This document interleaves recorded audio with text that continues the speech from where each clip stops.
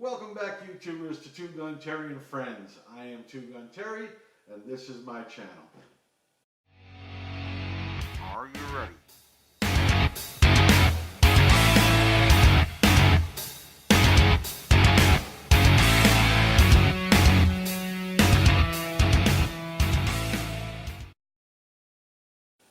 Today we're going to talk about a subject that comes up from time to time. What is the difference between an AR-15 and an AR-9, or a Pistol Caliber Carbine PCC? And what's the difference between those and a Chippy Kitty? The difference is these guns don't want to be on camera. Chippy girl loves the camera. As soon as she hears me talking to the air, she's going to jump right up on this table and make sure she gets her time with America. So welcome Chippy Kitty to my channel. She is definitely one of the friends of TwoGunTerry and Friends.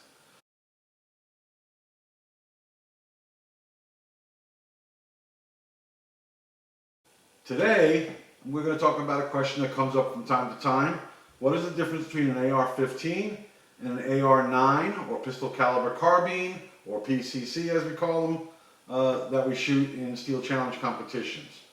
So, first let's talk about the basics of the rifles themselves. They're basically the same platform. They are an AR style platform, meaning that they are built of the same components: an upper, lower, a handguard, barrel, stock, buffer system, grip, trigger, etc. Extractors, ejectors. All the same features can be on either weapon system. So the main difference is what they shoot. So the 5.56 or 223 or 223 Wild shoot the standard, I'm going to call it a 5.56 round for lack of a better word, but it's 5.56, 223 or 223 Wild. That is a rifle round, travels at over 3,000 feet per second. A 55 grain bullet and up. In the PCC world, we're just shooting, let me get this here. They shoot 9mm rounds. So they just shoot a standard 9mm round. There are different types of 9mm rounds you can use. We have a couple of the ones that I like are the CCI Blazer. Use 124 or 147 grain round nose bullet. Or I can use the Remington UMC, the subsonics that they have for a little bit softer hit when you're shooting in Steel Challenge. Got to make sure that the gun is set up to take the softer rounds. The buffer system has to be able to cycle the gun well. But as long as the gun cycles, the lighter and softer the bullet, the softer the recoil, the easier it is to make your second, third, fourth, and fifth shots. We also use some custom-made bullets. These were made for us by a company out of North Carolina. They use a blue polymer tip, round nose, 147 grain. And they did not tell us how much gunpowder they put in, but I can tell you these are real soft loads.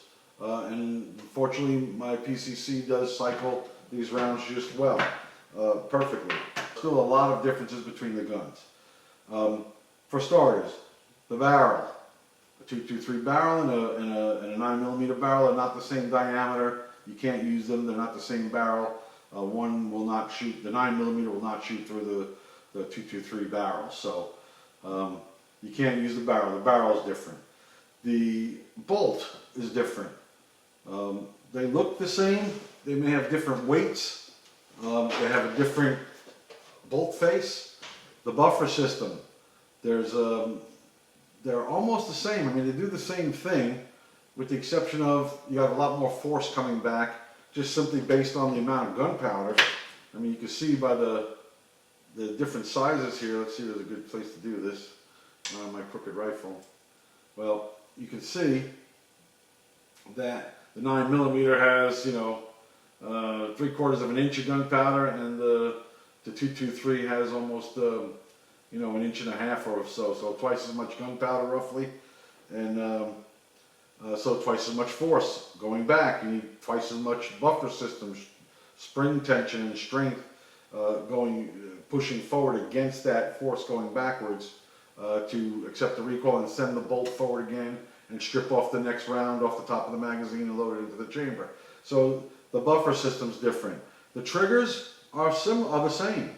So the bolts are different. The buffer system's different. The magazine is different. A 223 magazine or a 5.56 magazine versus a 9mm magazine, completely different. You can see the size difference, obviously, to support the different size bullets or rounds, cartridges. So the magazines are different, therefore the mag well is different. So there's a lot of differences between the two rifles. It's not, you can't just take an AR and take out the magazine out of an AR-15 and slap in a 9mm and think it's going to run. That it doesn't work like that. What you can do, some of the things that are interchangeable though, the buttstocks are interchangeable. The handguards are interchangeable. Scopes and sights are in bipods. The accessories and other attachments are interchangeable based on the handguard style that you have. The cuts on the top of the rail, the weaver rail or Picatinny rails are the same on both guns. So there are many similarities, enough to where they look the same, but obviously they're completely different weapons. In this case, in the PCC, the round is traveling at somewhere between, let's just say, a typical 9mm is 1100 feet per second, give or take. We use a little bit softer ones that are down closer to the 800s. But 800 feet per second at their minimum versus 3,000 or 3,200 feet per second out of an AR. So these things out of an AR-15 and a 5.56 round. So they're boogieing out of this, 3 times as fast, 3 times as much impact downrange. So those are the big differences. 223 they use in war, PCC we use in competition. Speaking of competition, by the way, the 223 that they use in war is similar to the ones that we can buy, to the models we buy, with the exception of these are semi-automatic, meaning that you must pull the trigger every time you want to fire a shot. Boom, boom, boom, boom. The military has fully automatic, where you pull the trigger and it just empties the mag. A machine gun. That's not what the civilian market has. Civilian market has semi-automatic, boom, boom, boom, boom, boom. That's a big misnomer that the media will have you believe, that everybody's running around with these military machine guns. That's just not true. This gun versus a bolt action versus anything else that the civilian market buys without a tax stamp and special licensing or whatever, has to pull the trigger for every round that you want to fire. It's not fully automatic or automatic. So let's see, what else do we want to talk about? So as far as competition goes, the AR-15 is used in 2-gun and in 3-gun competitions. It is a full-blown rifle. You don't shoot steel with them. If you have an AR-15, please don't shoot steel. When you're out at the range and you see a piece of steel out there, 50, 100 yards out, ooh, I want to see if I can hit that.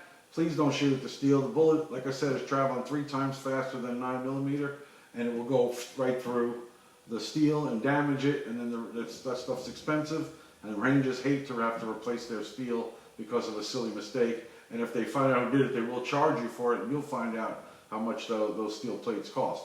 And you don't want to find that out, trust me.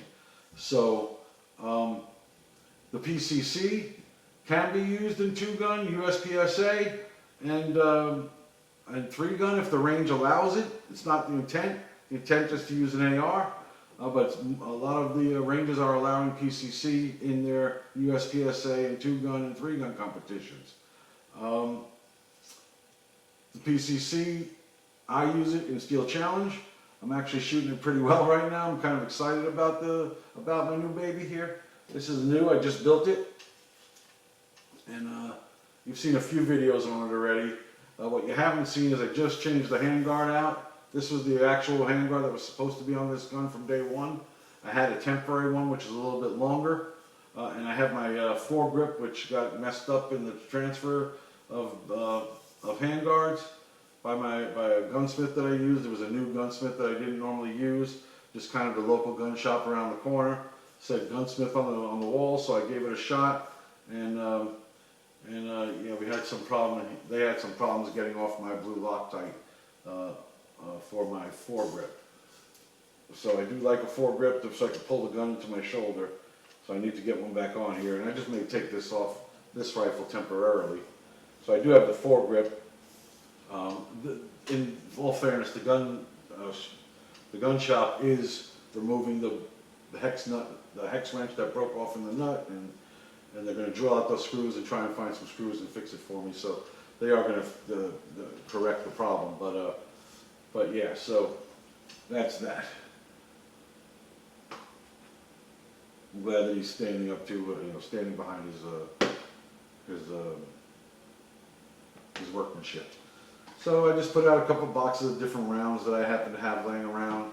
Truth be told, my favorites are Hornady, and especially the Hornady Black for match shooting, for target shooting at distance 200 yards or 300 yards.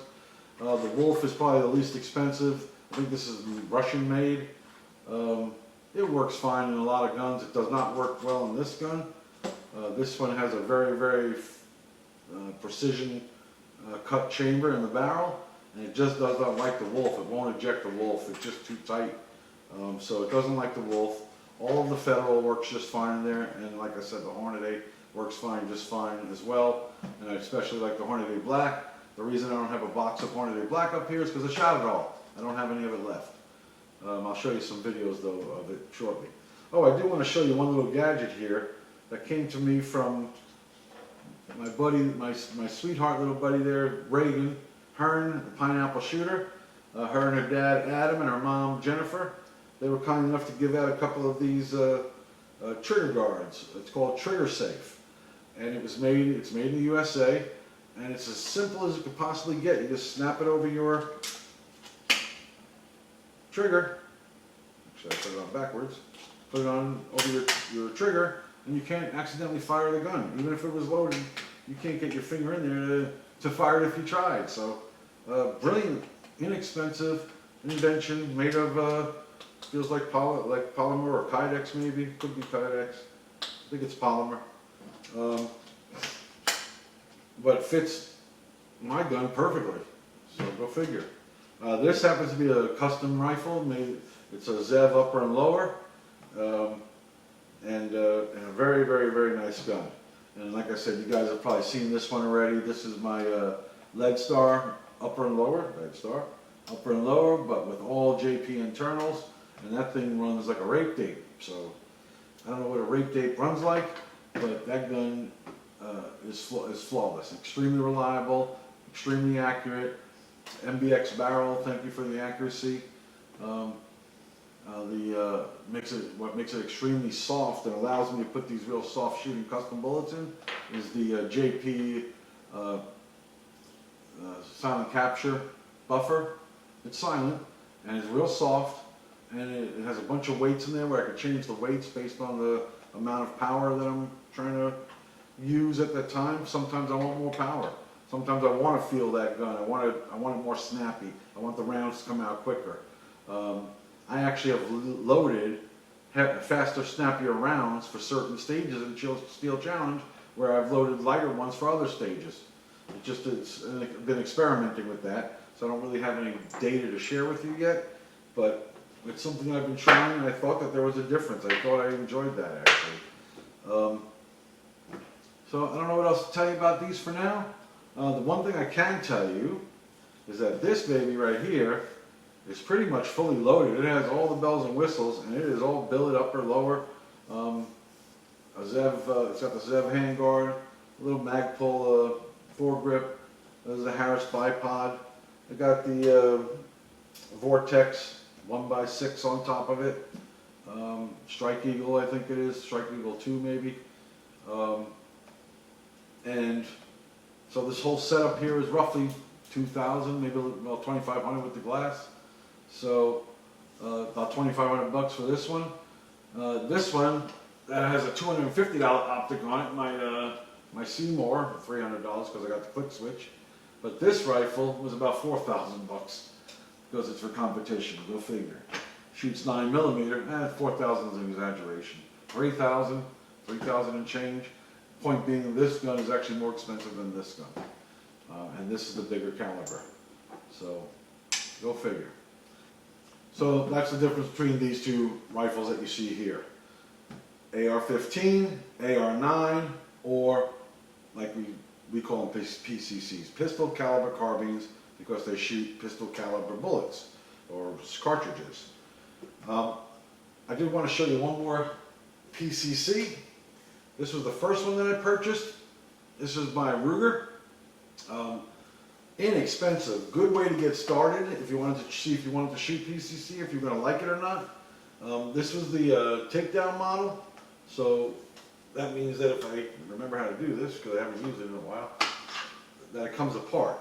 So you can throw it into your knapsack, into a backpack, and go out into the woods with it. A good trail gun, and then when you're ready to put it back together again, you just do that. I have it locked open so you can see that it's empty. There's no magazine in the bottom, so this gun is clear, nothing in the chamber. This gun is clear, rifle's clear. So, but this was another PCC option. The difference between this one and this one, this guy is soft shooting, very soft on my shoulder. This guy kicks like a mule, bam, bam, bam. So I'm not used to that because I'm a rimfire shooter really. So if you're used to it, this thing for $500, you can't beat it. It even has a reversible charging handle. I can put it on either side of the gun. I usually have mine on this side, on the right side, but I was trying it on the left. A lot of the guys have been putting it on their left, so I wanted to see what that was about. It has some advantages to it, definitely. Once I get used to it, it might be a good idea on that one. So if you don't mind you kicking like a mule, for $500, this is going to get you in the game right out of the gate. So probably under $500. I think I paid it $500 from my local gun shop. They take good care of me, but I bet there are other sources out there where you can get it less expensive. Although if you're going to buy a gun and you want to make a relationship with your gun shop, go spend $500 on this one. Give them the price, and that's how you develop your relationship. You buy a gun from them. You'd be surprised how nice they treat you after you start buying guns from them. And I learned a lot of information from my local gun shop guys. They know who they are. Jason, JP, Carlos, Ruben, Jerry, Rich. There are a few of you guys. Just amazing the wealth of knowledge those guys have, especially when it comes to guns. And to shooting. They can all shoot, by the way. So JP has sold me probably half the guns I own. Thank you, JP. He's a great salesman. He knows I'm a sucker. He sees when I walk in, if the thing looks like a Terry Merlot model gun, JP's all over me, and he's right. I'll probably buy it. And then Jason, he's the guy that started me off in this whole competition business. He's the one that said, why don't you come to a match with me? It took me to my first match. By the way, I drove up there. I had owned a pistol for 2 whole months. I had never shot a pistol before, or a rifle in years. I mean, when I was a kid, I had a .22. So I bought a Ruger Mark III 2245 Light, and I bought a Smith & Wesson M&P 9L. It's the longer slide, the Performance Center model. And I put a Trijicon RMR on top of that one, and I put a Seymour on top of the, oh no, I did not put a Seymour. I put a Burris Fastfire. That was my first red dot on top of the Ruger. And it didn't take me long to change all that stuff out, but I went to the match thinking I was going to win the whole thing. My very first match, I owned a pistol for 2 months. I was able to hit a bullseye at 10 yards or something pretty regularly, so I thought I was a hot shot. And went up to my first steel challenge match, and the guys are telling me, take your time, just hit the steel, don't worry about the buzzer or the time. That's what everybody hears, the same thing. We say that to everybody because it's so true. If somebody says it to you, if it's your first time shooting a steel challenge match, and somebody says, don't worry about the timer, don't worry about anything, just take your time and hit the targets, that's the best advice you can get. Take that advice. Don't be me and half the guys like me that I've seen where they told me that same statement, and I said, no way guys, I'm here to win. I'm there to win. I'm a competitor. I want to win the whole thing. And well, needless to say, I came in dead last in a group of about 80 guys. I came in dead last. Gun malfunctions, lack of skill, and a dozen other reasons. But yeah, it's a humbling experience. But as you work at it, if you work at it, anybody can become a grandmaster. Anybody can become a grandmaster. It can be done. If I can do it, you could do it. Anybody can become a grandmaster. It takes practice. Practice, practice, practice, practice, practice. Think it, live it, love it. If you love the sport, you will be a grandmaster, I guarantee it. Usually when the first time I meet somebody, I'll know right out of the gate whether they're going to be around for a while or if they're just going to, shoot a couple of times and be gone. So it's those, but, those guys that are willing to put the work in will be very good at some point. There's a guy right now, Gordon Allen. He's a YouTube fan of mine. He's a fan of TwoGunTerry and friends. And I bumped into him at a match out in Clearwater. And we met for the first time, and I beat him in that match. But I haven't beat him since, that son of a gun. He's really fast. He's really good, too. So I like watching Gordon shoot. He's very quick. He's going to be at the top of the heat very, very soon, along with his girlfriend, Kelly. So shout out to you guys, Gordon and Kelly. And maybe we'll throw Jimmy in there while I'm at it. What's up, Jim? So, anyway, that's enough for the differences between an AR-15 and an AR-9 or / PCC. TwoGunTerry, thank you for stopping by my channel. We'll see you again real soon. Take care now. So that's all I have for now. Thank you for stopping by. And remember to like, subscribe, and do what? Don't forget to comment, like, and subscribe. Thank you. Are you ready?